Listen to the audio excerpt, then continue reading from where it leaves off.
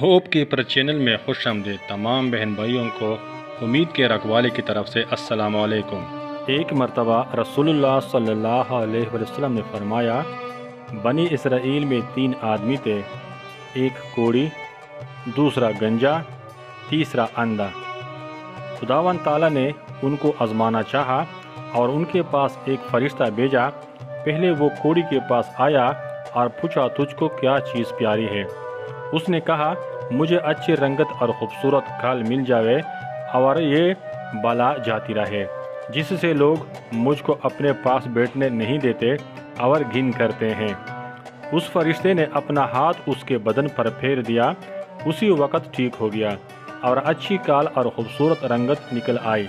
پھر پوچھا، تجھ کو کون سے مال سے زیادہ رغبت ہے؟ اس نے کہا، اونٹ سے۔ پس ایک گابن اونٹ بھی اس کو دے دی اور کہا، اللہ تعالیٰ اس میں برکت دے۔ پھر گنجے کے پاس آیا اور پوچھا، تجھ کو کون سی چیز پیاری ہے؟ گنجے نے کہا، میرے بال اچھے نکل آئے اور یہ بلا مجھ سے جاتی رہے کہ لوگ جس سے گھن کرتے ہیں۔ فرشتے نے اپنا ہاتھ اس کے سر پر پھیر دیا، فوراً اچھا ہو گیا اور اچھے بال نکل آئے۔ پھر پوچھا، تجھ کو کون سا مال پسند ہے؟ اس نے کہا، گائے۔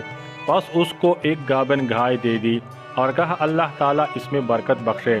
پھر اندھے کے پاس آئے اور پوچھا، تجھ کو کیا چیز چاہیے؟ اندھے نے کہا، اللہ تعالیٰ میری نگاہ درست کر دے کہ سب آدمیوں کو دیکھوں۔ اس فرشتے نے آنکھوں پر ہاتھ پھیر دیا، اللہ تعالیٰ نے اس کی نگاہ درست کر دی۔ پھر پوچھا، تجھ کو کیا مال پیارا ہے؟ کہا، بکری۔ اس کو ایک گابن بکری دے دی۔ تینوں کے جانوروں نے بچے دیے۔ تھوڑے دنوں میں اس کے اونٹ سے جنگل بھر گیا اور اس کے گایوں اور اس کے بکریوں سے۔ پھر وہ فرشتہ خدا کے حکم سے اسی پہلی صورت میں کوڑی کے پاس آیا اور کہا کہ میں ایک مسکین آدمی ہوں، میرے سفر کا سب سامان ختم ہو چکا ہے، آج میرے پہنچنے کا کوئی وسیلہ نہیں سوائے خدا کے اور پھر تیرا۔ میں اس اللہ کے نام پر جس نے تجھ کو اچھی رنگت اور عمدہ کھال عنایت فرمائی، تجھ سے ایک اونٹ مانگتا ہوں کہ اس پر سوار ہو کر اپنے گھر پہنچ جاؤں۔